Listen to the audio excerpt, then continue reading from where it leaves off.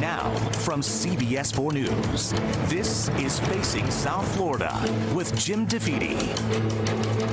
Good morning, I'm Jim DeFede, and welcome to Facing South Florida. 1 month ago, Hurricane Irma tore through the Florida Keys with sustained winds of 120 miles an hour. Last week, I took a few days to go down to the lower Keys and to Key West and check on how things are. I interviewed the county administrator and the mayor of Key West about what is needed. I'll have that along with some amazing video of the hardest hit areas. But first, the big story of the week was the mass shooting in Las Vegas, the worst mass shooting in the nation's history.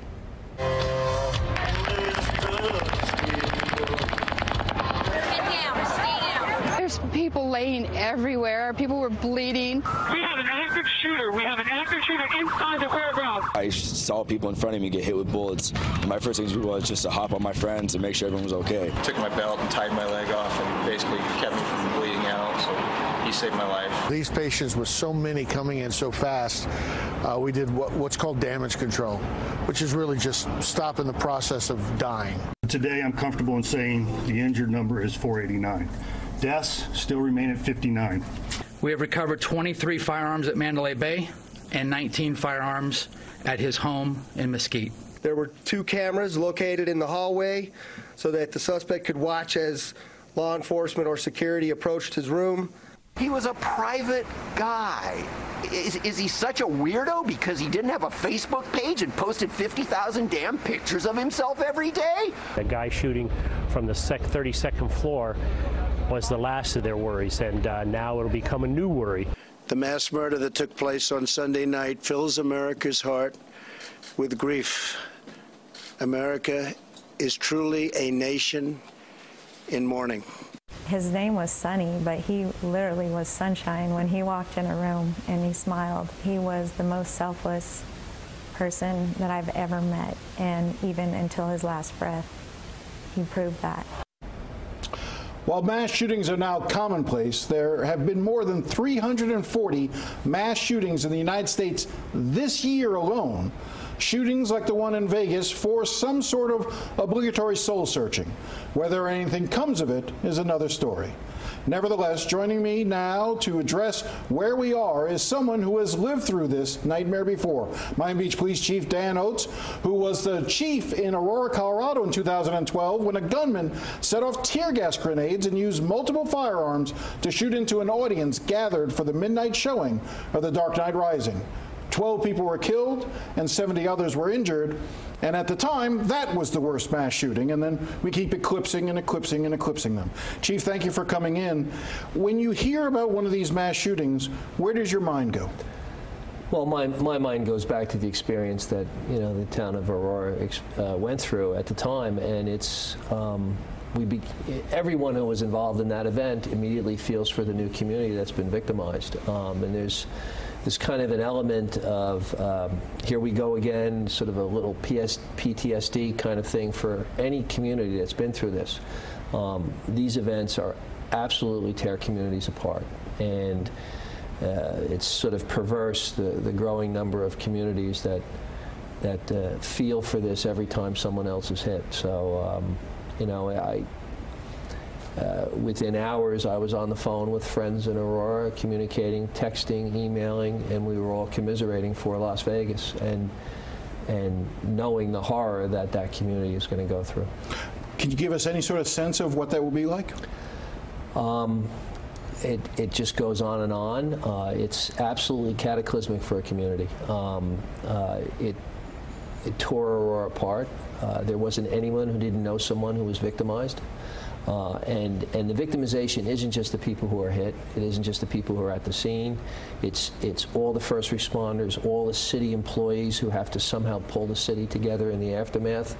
It's all the faith leaders who have to lead congregations through the aftermath of it. It just goes on and on and on. And I always tell the story, 4 months after our event, in late 2012, was the Sandy Hook Newtown shooting. And it was right at the point where we as a community were beginning to think about something else, something approaching a normal life besides the fact that we had been victimized as a community. And we fell into, as a community, we fell into this dark funk after Newtown, because we began to grieve for what we know was the horror that had been visited on Newtown and all the new victimization and what that community was about to go through. Right now, they're beginning to talk about funerals for 59 people, and the community will collectively experience that, and it's an absolute horror. It seems like after every one of these, there's almost like a pattern that goes through. The natural debates about guns, and we can get to that in a second, but also just trying to evaluate and how to prevent the last attack from happening in the future. So we start creating lesson plans. What were the lessons that came out of Aurora? Well, there were a couple. One is it's time for American law enforcement to be taught the urgent combat care of the battlefield, and today most enlightened large police departments equip their officers with tourniquets and give them training on how to use a tourniquet. So we've done that in Miami Beach. We did it in Aurora. Most departments are doing that. Another big one is the coordination of police and fire. In these big scenes, there's an active zone of wounded. And there's a challenge to get the paramedics who know how to care best for the wounded to where the wounded are while the threat still exists. So today, modern police departments and fire departments work together and practice basically creating a phalanx of police officers to protect the paramedics and get them to where the wounded are. You see this now, you saw this in Aurora, combat paramedics almost wearing bulletproof vests. Although I have to tell you, my understanding is that given the type of weaponry we were talking about in this case, the types of vests that those paramedics were wearing, I'm not sure that they would have stopped the types of bullets that this gentleman was firing. And that's a fact that has to be considered. And the on-scene commanders have to weigh what is safe to do, what is a safe movement, how to get the paramedics to where the wounded are. The other lesson that comes out of our experience and has been applied, and you saw in Pulse, is if you can't get the paramedics to where the wounded are, get the wounded out by any means possible. In the case whatever vehicle is nearby, just put them in. In the case of Aurora, 27 people were transported by patrol cars to the hospitals that were nearby. We saw on TV, in the case of the Pulse nightclub shooting, we actually saw people being transported by pickup trucks. The point is to get the wounded to medical care however you can as quickly as possible. Now this shooting in Vegas, the lesson seems to be we now have to start thinking about assault from high above, from a vantage point. And that's going to change how every police chief in America prepares for major events from now on. We've traditionally thought about high vantage points whenever we've had a high threat protectee, like the President of the United States or the Prime Minister of Israel comes to your town, and we've worried about snipers trying to take out a high threat protectee. Now we have to think in those terms for basically any large venue, and it will change how police departments prepare. It might even change, unfortunately, the selection of large venues for things like concerts and those kinds of things, and will probably in some cities limit those choices, and that's sad. We're an open society. We want to live life the way Americans have always lived life, and now we've got to begin to think alternatively, because now we're talking about automatic fire. I mean, this is a massive escalation in terms of the threat that someone would use an automatic weapon. Do you think anything changes when it relates to gun laws? I mean, I feel like we've had this conversation after every one and nothing changes. Well, my frustration is that there's always some police chief standing in front of the camera answering questions about public policy, about gun laws, when this happens, when in fact there are real challenges in America around public policy around gun laws, and they shouldn't be addressed by cops who are appointed officials. It should be by our elected officials, our voters, those kinds of things, well before the next shooting occurs. And I remember when I was in front of the cameras in Aurora being particularly angry that we're talking about large victimization in my town, and people want to turn it into a political discussion about guns. We should be tackling that problem as a society other than at these moments. The other thing that I always am amazed by is we want to understand a motive. Motive to me is something that a prosecutor needs if you have someone that you've arrested and you've caught and you're trying to show a case for a jury.